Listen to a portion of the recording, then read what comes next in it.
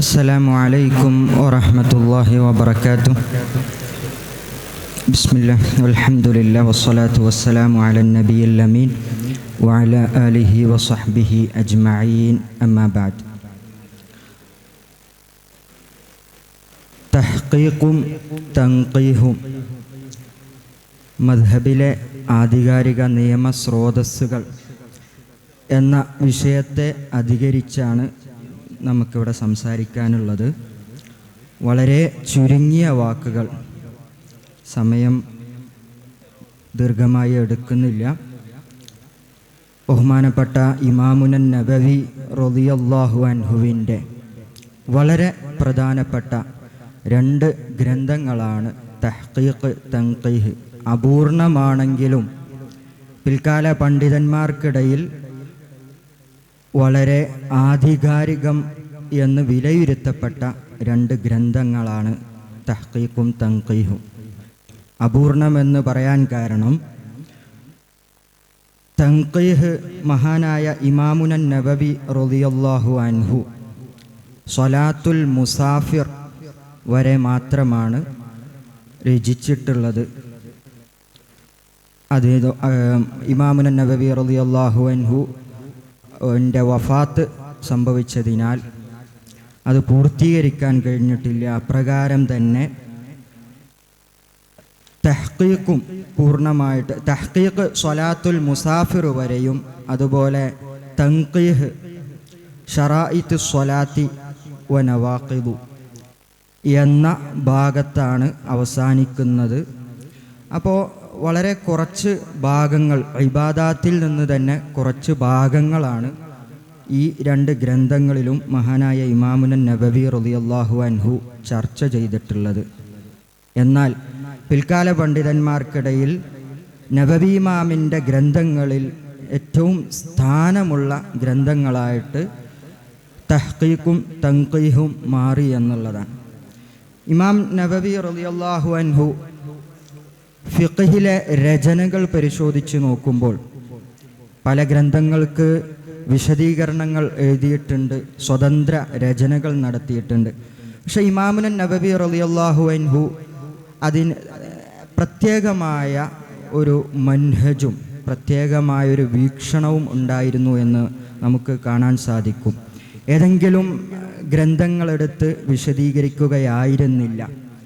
തഹ്ദീബുൽ അസ്മാഇ വൽ ലുഗാത്തിൽ ഇമാമുൻ നബവി റളിയല്ലാഹു അൻഹു പറയുന്നത് 5 ഗ്രന്ഥങ്ങളെ പരാമർശിച്ചുകൊണ്ട് മുഖ്തസറു അബി ഇബ്രാഹിമിൽ മുസനി അഥവാ മുഖ്തസറുൽ മുസനി, അതുപോലെ അബു ഇസ്ഹാഖു ഷിറാസിയുടെ മുഹദ്ദബ്, അപ്രകാരം ഇമാം ഷിറാസിയുടെ തന്നെ തംബീഹ്, അതുപോലെ ഇമാം ഗസ്സാലിയുടെ വസീത്ത്, അതുപോലെ ഇമാം ഗസ്സാലിയുടെ തന്നെ വജീസ്. ഈ 5 ഗ്രന്ഥങ്ങളെ പരാമർശിച്ചുകൊണ്ട് ഈ 5 ഗ്രന്ഥങ്ങൾ വഖസസ്തു ഹാദിഹിൽ കുതുബ ബിത്തസ്നീഫ് ലിഅന്നൽ ഖംസത്തൽ ഊലാ മിൻഹാ മഷ്ഹൂറത്തും ബൈന അസ്ഹാബിന.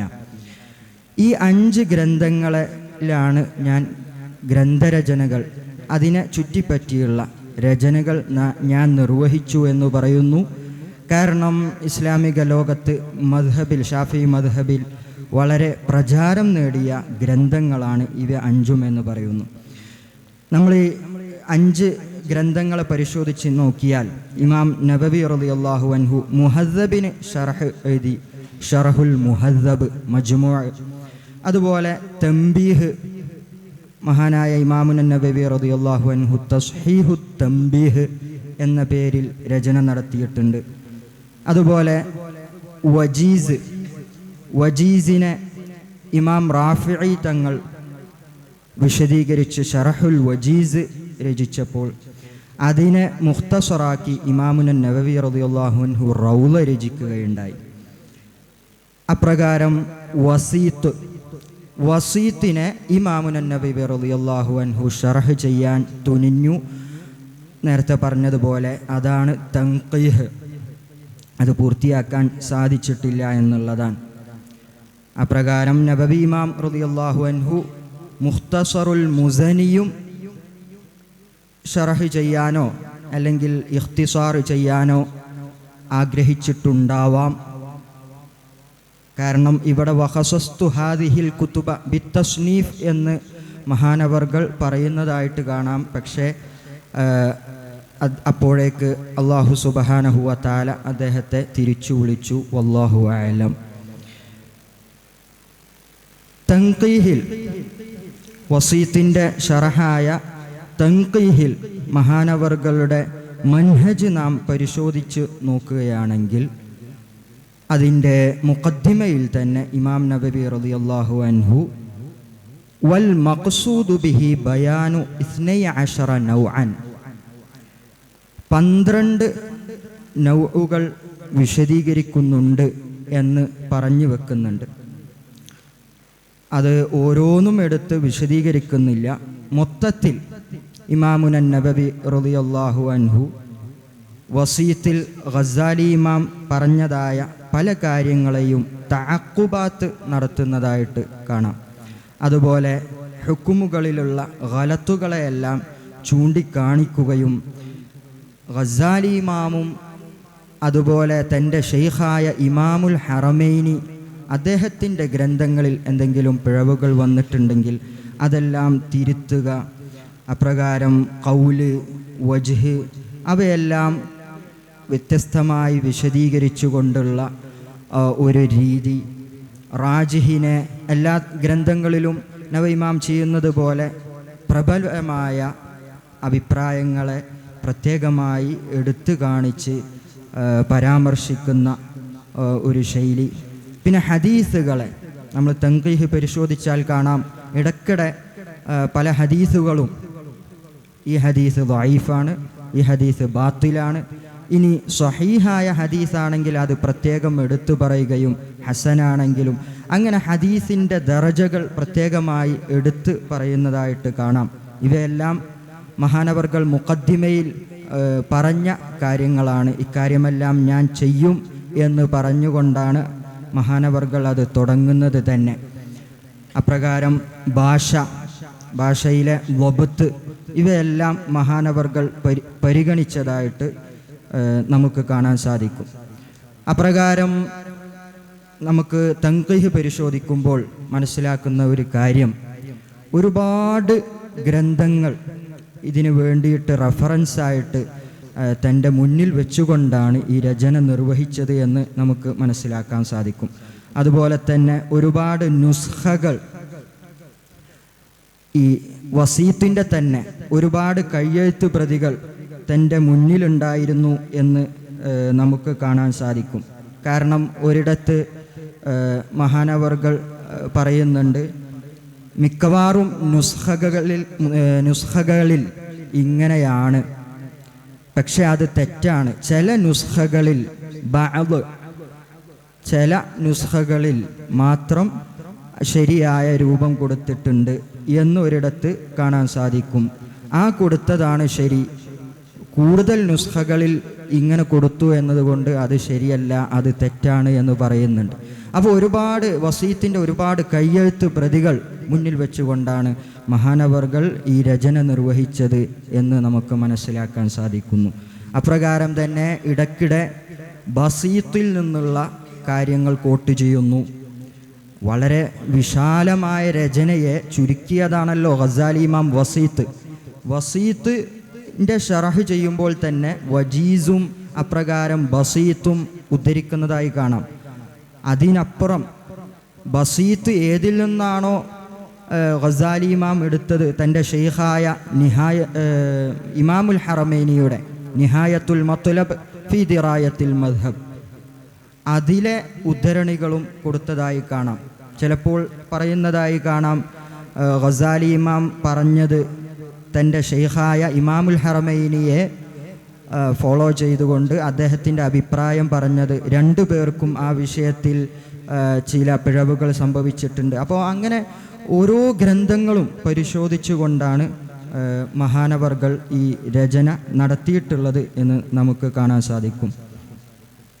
നമ്മൾ പറഞ്ഞു, തൻഖീഹ് ഇമാമുൻ നബവി റളിയല്ലാഹു അൻഹു ശറാഇത്തുസ് സ്വലാത്തി വനവാഖിദുഹ, അവിടെ വൽ വാഷിറത്തു വൽ മുസ്തൗഷിറ ഫഗരീബുൻ ദക്കറഹു അബൂ ഉബൈദ് ഫി ഗരീബിൽ ഹദീസ് ബിഗൈരി ഇസ്നാദിൻ എന്ന് പറഞ്ഞ ആ വാചകമാണ് അവസാനമായിട്ട് ഇമാമുൻ നബവി റളിയല്ലാഹു അൻഹുവിൻ്റെ കയ്യെഴുത്തായിട്ട് കണ്ടെടുത്തപ്പെട്ടിട്ടുള്ളത്. അതുവരെ മാത്രമാണ് മഹാനവർകൾ രചിച്ചിട്ടുള്ളത് എന്നതാണ്.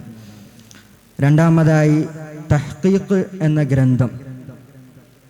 തഹ്ഖീഖ് നാം പരിശോധിക്കുന്ന സമയത്ത് പിൽക്കാല പണ്ഡിതന്മാർ തഹ്ഖീഖിനെ പറ്റി പറഞ്ഞിട്ടുള്ളത് നബവി ഇമാമിൻ്റെ ഗ്രന്ഥങ്ങളിൽ ഏറ്റവും മുന്തിക്കപ്പെടേണ്ട ഗ്രന്ഥമായിട്ടാണ് തഹ്ഖീഖിനെ പരിചയപ്പെടുത്തുന്നത്.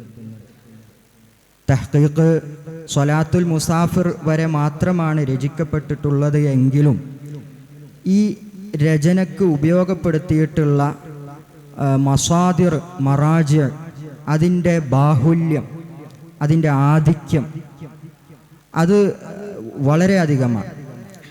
100ഓളം മസാദിർ താൻ രചിക്കുന്ന സമയത്ത് തൻ്റെ അടുത്തുണ്ടായിരുന്നു. അവയെല്ലാം പരിശോധിച്ചിട്ടാണ് ഞാനിത് രചിക്കുന്നത് എന്ന് ഇമാമുൻ നബവി റളിയല്ലാഹു അൻഹു പറയുന്നതായി കാണാം. അപ്പോൾ തഹ്ഖീഖിൻ്റെ പ്രാധാന്യം എന്ന് പറയുന്നത് നബവി ഇമാം റളിയല്ലാഹു അൻഹു തന്നെ അതിൻ്റെ മുഖദ്ദിമയിൽ പറയുന്നുണ്ട്. വ അർജു ഇൻ തമ്മ ഹാദൽ കിതാബ് അന്ന മുഹസ്സിലഹു യതറജ്ജഹ് അലാ മൻ ഹഫിള ജുമലൻ മിനൽ കുതുബിൽ മബ്സൂതാത്ത് ലൗ തുസവ്വിറ ദാലിക്. മബ്സൂത്തായിട്ടുള്ള വിശാലമായ ഗ്രന്ഥങ്ങൾ, രീതിയിൽ രചനകൾ നടത്തിയ ഫിഖ്ഹി ഗ്രന്ഥങ്ങളൊക്കെ ഹിഫ്ളാക്കിയ ഒരു വ്യക്തി, അത് പോസിബിൾ ആണെങ്കിൽ എന്ന് പറയാം, അങ്ങനെ ഒരു വ്യക്തി അതൊക്കെ ഹിഫ്ളാക്കിയിട്ടുണ്ടെങ്കിൽ അവനേക്കാൾ മികച്ചു നിൽക്കും ഈ തഹ്ഖീഖ് എന്ന ഗ്രന്ഥം. ഇത് ഞാൻ പൂർത്തിയാക്കുകയാണെങ്കിൽ, പൂർത്തിയായില്ല, പക്ഷേ തഹ്ഖീഖ് എന്ന ഗ്രന്ഥം അത് ഹിഫ്ളാക്കിയ ഒരു വ്യക്തി, അത് കരസ്ഥമാക്കിയ ഒരു വ്യക്തി, അതിലെ കാര്യങ്ങളൊക്കെ പഠിച്ച ഒരു വ്യക്തി, വിശാലമായി എഴുതപ്പെട്ട രചനകൾ ഹിഫ്ളാക്കിയ വ്യക്തിയേക്കാൾ മികച്ചു നിൽക്കും എന്ന് മഹാനവർകൾ ഇതിൻ്റെ തുടക്കത്തിൽ കാണാൻ പറയുന്നതായി കാണാം. എന്ന് മാത്രമല്ല, വ അന്ന മൻ ഹഫിളഹു ഖല്ല അൻ യുറാ മൻ യുസാബിഹി ഔ യുദാനിഹി ഫി മഅരിഫത്തിൽ മദ്ഹബ്.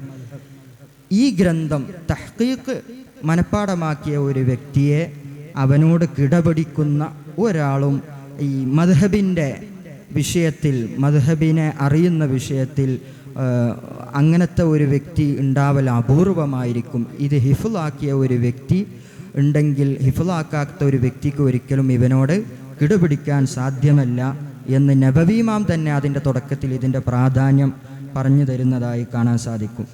മാത്രമല്ല നബവി ഇമാം പറയുന്ന മറ്റൊരു കാര്യം, തഹ്ഖീഖിൽ ഏതെങ്കിലും ഒരു മസ്അലയിൽ നബവി ഇമാം ഒരു വിധി പറഞ്ഞിട്ടുണ്ടെങ്കിൽ ആ വിധി മറ്റു ഗ്രന്ഥങ്ങളിലുള്ളതിനോട്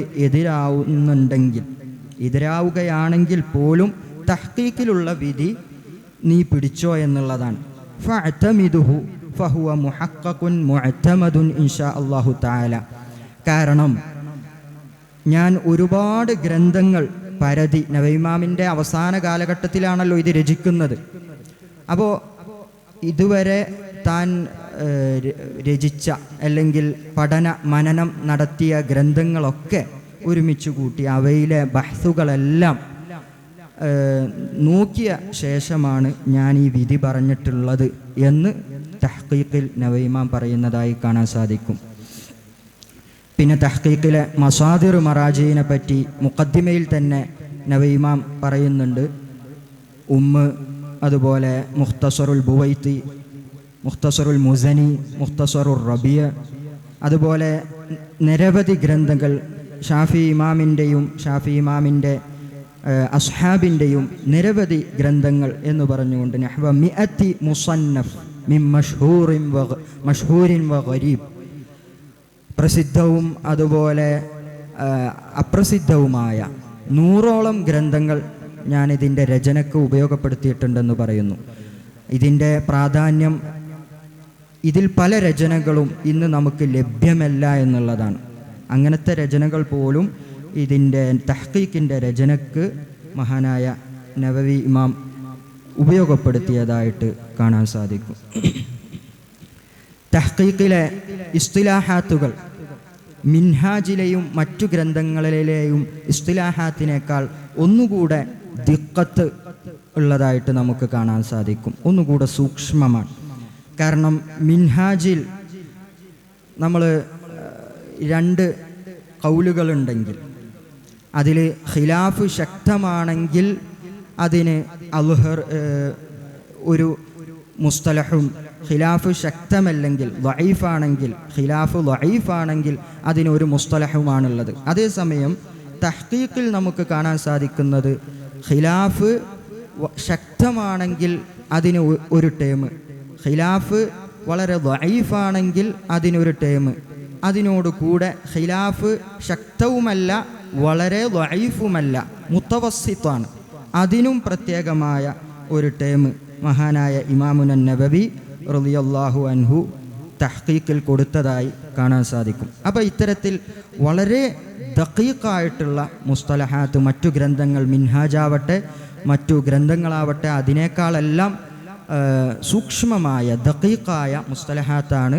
തഹ്ഖീഖിൽ ഉപയോഗപ്പെടുത്തിയിട്ടുള്ളത്. പക്ഷേ മിൻഹാജ് പൂർത്തിയാവുകയും ചെയ്തു, അത് ലോകത്ത് പ്രസിദ്ധവുമാവുകയും ചെയ്തു. അതുകൊണ്ട് മിൻഹാജിലെ മുസ്തലഹാത്തും റുമൂസൊക്കെ പിൽക്കാലത്ത് വളരെ ചർച്ച ചെയ്യപ്പെട്ടു. അതാണ് അതിൻ്റെ കാരണമായിട്ടുള്ളത്. പിന്നെ നബവി ഇമാം ഇതിൽ തുടക്കത്തിൽ മുഖദ്ദമയിൽ നബവി ഇമാം ചെയ്തിട്ടുള്ള ഒരു ഇൽത്തിസാമുണ്ട്. അത് വലാ ഉറജ്ജിഹ് ഇല്ലാ മാ റജ്ജഹുൽ അസ്ഹാബു ഔ അക്സറുഹും വമുഹഖിഖൂഹും വകാന റാജിഹൻ ഫി ദലീൽ. നബവി ഇമാം നടത്തിയ ഇൽത്തിസാം എന്ന് പറയുന്നത് അസ്ഹാബും അതുപോലെ മുഹഖിഖീങ്ങളുമായ പണ്ഡിതന്മാർ റാജിഹാക്കിയ കാര്യങ്ങൾ മാത്രം, അപ്രകാരം തന്നെ ദലീലും പ്രബലമാണ്, അങ്ങനത്തെ കാര്യങ്ങൾ മാത്രമേ ഞാനിതിൽ റാജിഹാക്കുകയുള്ളൂ എന്ന് നബവി ഇമാം പ്രത്യേകം ഒരു വാഗ്ദാനം അല്ലെങ്കിൽ ഒരു ഇൽത്തിസാം നമുക്ക് നൽകിയിട്ടുണ്ട്. അപ്രകാരം നബവി ഇമാം ഒരു ഉണർത്തൽ നടത്തിയിട്ടുള്ളത്.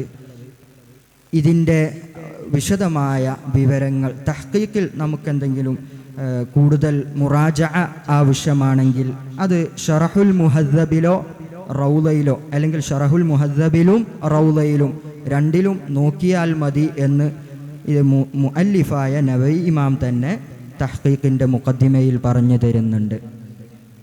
പിന്നെ തഹ്ഖീഖ് ഏതുവരെ രചന നിർവഹിച്ചു എന്നുള്ളതാണ്. സ്വലാത്തുൽ മുസാഫിർ വരെ ലഹു ഖസ്റു റുബാഇയ്യ മുഅദ്ദാത്തിൻ ബിശർത്തി തൂലിഹി കമാ സബഖ ഫിൽ ഖുഫി വല്ലാഹു അഅലം. സ്വലാത്തുൽ മുസാഫിർ എന്ന് തുടങ്ങി ഒരു വരി മാത്രമാണ് എഴുതിയിട്ടുള്ളത്. ഇബ്നുൽ അത്താർ മഹാനായ നബവി ഇമാമിൻ്റെ ശിഷ്യൻ പറയുന്നു, ഹദാ ആഖിറു മാ സനഅഹുൽ മുസന്നിഫു റഹിമഹുല്ലാ. നബവി ഇമാം അവസാനമായി എഴുതിയ വരി ഇതാണെന്ന് സാക്ഷ്യപ്പെടുത്തുന്നുണ്ട്. പിന്നെ മദ്ഹബിൽ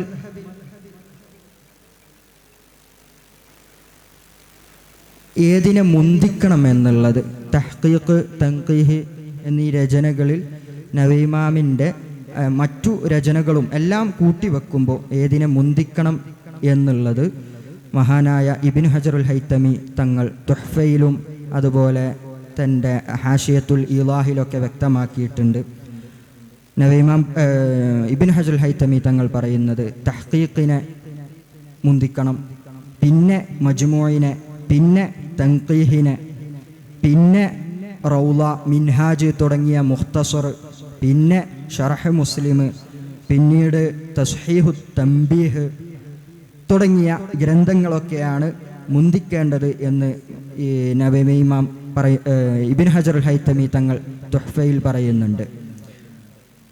എന്നാൽ മറ്റിടത്ത് ഇബ്നു ഹജറുൽ ഹൈതമി തങ്ങൾ പറഞ്ഞിടത്ത് ആദ്യം മജ്മൂഇനെ മുന്തിക്കണം എന്ന് പറയുന്നുണ്ട്. അതിനെ വിശദീകരിച്ചുകൊണ്ട് ഈ ഇമാം ഖുർദി ഇവിടെ തഹ്ഖീഖിനെ തന്നെയാണ് മുന്തിക്കേണ്ടത് എന്നാണ് അതിന് വിശദീകരണമായി കൊടുത്തിട്ടുള്ളത്. അപ്പോൾ ഏറ്റവും ആദ്യം നബവി ഇമാമിൻ്റെ ഗ്രന്ഥങ്ങളിൽ നിന്ന് മുന്തിക്കേണ്ട ഗ്രന്ഥമായിട്ട് തഹ്ഖീഖിനെയാണ് പറഞ്ഞു തരുന്നത്.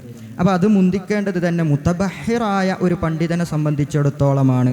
അതല്ലാത്തവർ മുത്തഅഖിരീങ്ങളായ പണ്ഡിതന്മാർ ഈ വിഷയത്തിൽ എന്തു പറഞ്ഞോ അതിനെയാണ് അവലംബിക്കേണ്ടത് എന്ന് ഇബ്നു ഹജർ ഹൈതമി തങ്ങൾ തന്നെ വ്യക്തമാക്കുന്നതായി കാണാൻ സാധിക്കും.